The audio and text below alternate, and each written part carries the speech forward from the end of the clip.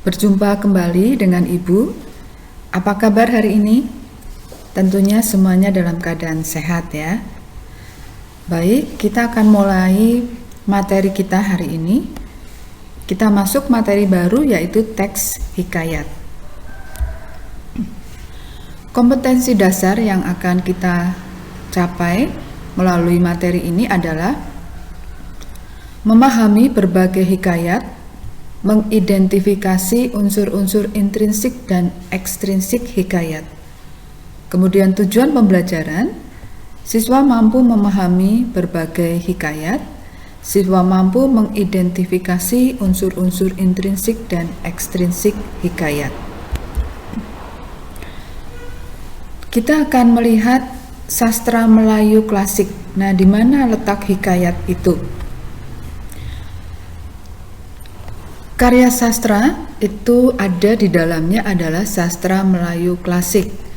Sastra Melayu klasik dibagi menjadi puisi lama dan prosa lama.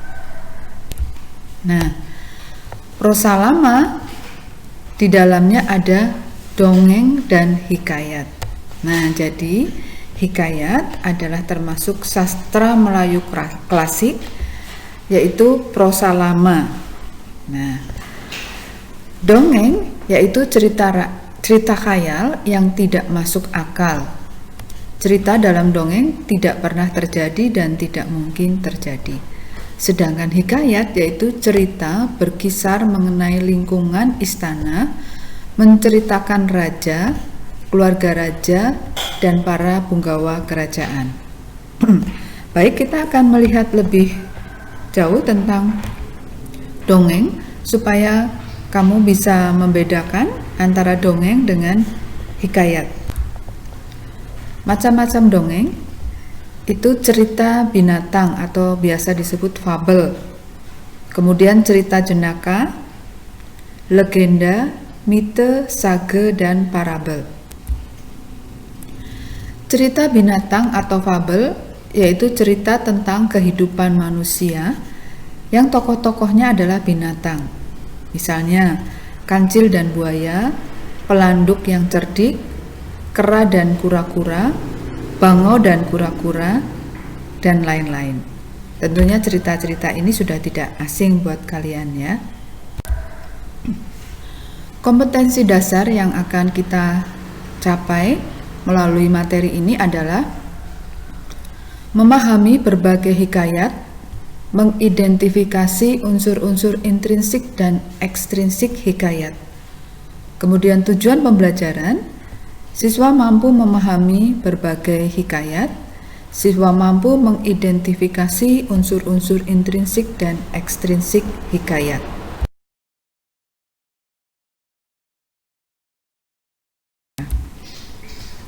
Kemudian legenda yaitu dongeng yang berkaitan dengan nama suatu tempat, misalnya nama kota, gunung, sungai, desa, dan lain-lain.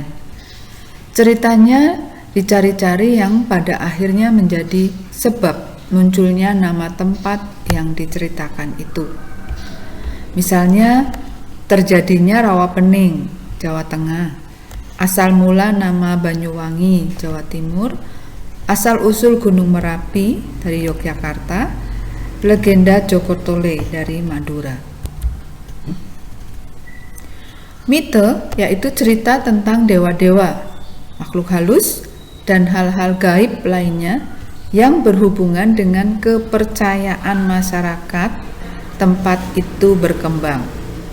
Misalnya Nyai Roro Kidul atau Ratu Laut Selatan, pertempuran di Prambanan, dan letusan Gunung Merapi. Sage yaitu cerita dongeng yang mengandung unsur sejarah. Akan tetapi unsur sejarahnya amat sedikit bila dibandingkan dengan tambahannya yang bersifat aneh, luar biasa, dan dahsyat.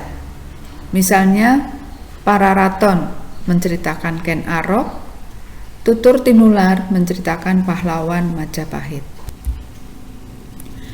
Cerita binatang atau fabel yaitu cerita tentang kehidupan manusia yang tokoh-tokohnya adalah binatang. Misalnya, kancil dan buaya, pelanduk yang cerdik, kera. Nah, selanjutnya kita masuk ke hikayat. Ini yang akan kita pelajari lebih dalam. Tadi sudah dikatakan bahwa hikayat itu termasuk prosa lama. Nah, ciri-ciri dari prosa lama adalah isi biasanya mengenai hal-hal yang fantastis dan berpusat pada kehidupan istana atau disebut juga istana sentris.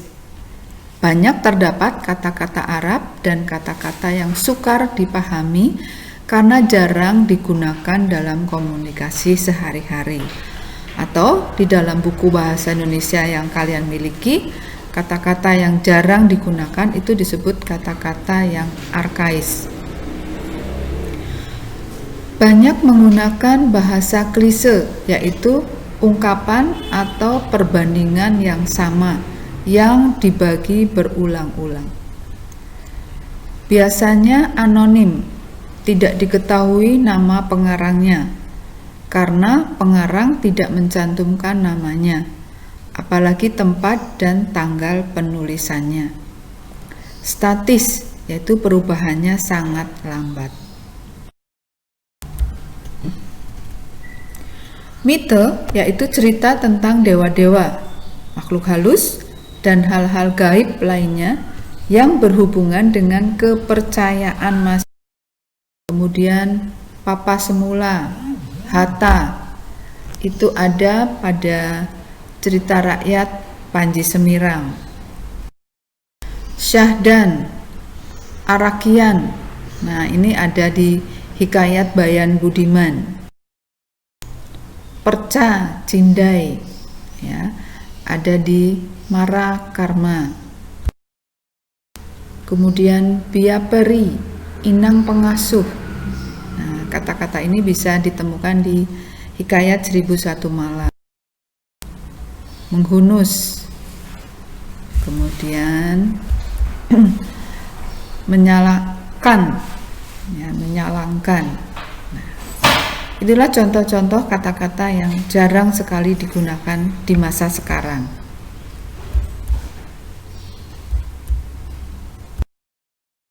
Abu Nawas itu juga salah satu contoh hikayat, ya. Kemudian kita masuk ke unsur-unsur hikayat. Ada unsur intrinsik dan unsur ekstrinsik.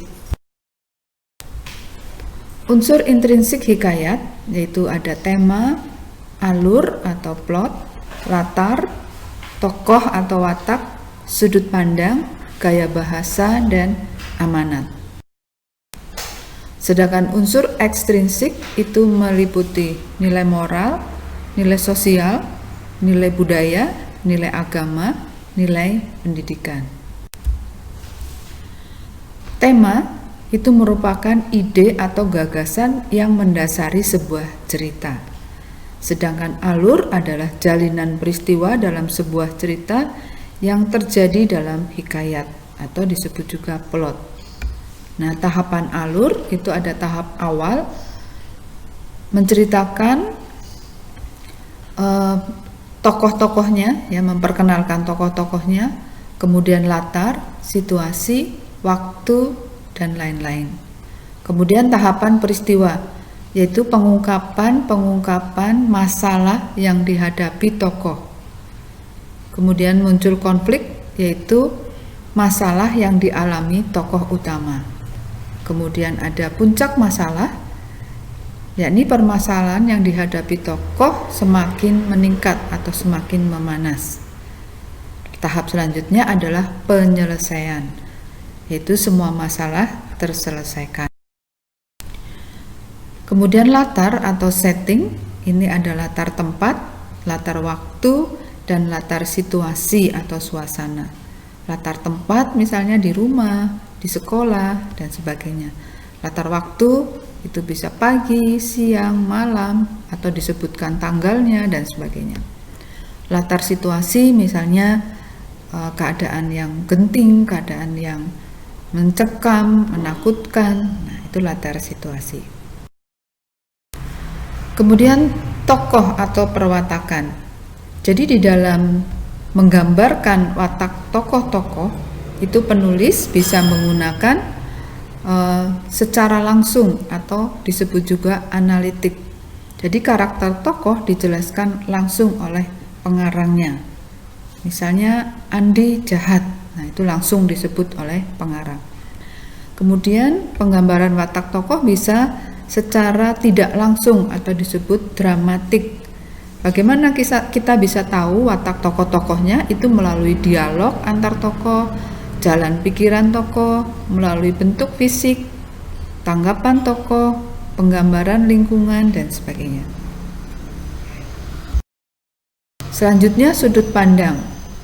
Jadi di dalam bercerita, pengarang itu menggunakan sudut pandang. Sudut pandang itu ada sudut pandang orang pertama, yaitu berperan langsung sebagai tokoh di dalam cerita. Nah, cirinya adalah dengan menggunakan kata aku atau saya. Kemudian sudut pandang orang ketiga yang berperan sebagai pengamat, ditandai dengan ia, dia, mereka, atau nama tokoh. Berikutnya gaya bahasa. Dalam hikayat biasanya ditandai dengan kata-kata yang arkais. Arkais tadi sudah Ibu katakan, arkais itu adalah kata-kata yang sudah jarang dipakai. Kemudian amanat yang ketujuh ya, adalah pesan berupa nilai-nilai kehidupan di dalam hikayat. Jadi penulis juga menyampaikan pesan melalui ceritanya kepada pembaca. Berikut ini sinopsis Si Miskin, nanti kalian bisa membacanya sendiri. Sinopsis Panji Semirang, ya, ceritanya cukup bagus, kalian bisa membaca sinopsisnya. Jadi paling tidak kamu sudah mengenal, sudah pernah membaca cerita hikayat. Kemudian ada sinopsis Sri Rama. Selanjutnya akan ada tugas tentang hikayat. Nanti ada video tentang hikayat Indra Putra. Kemudian kamu menjawab pertanyaan-pertanyaan melalui Google Form. Sampai di sini penjelasan Ibu. Selamat mengerjakan tugas.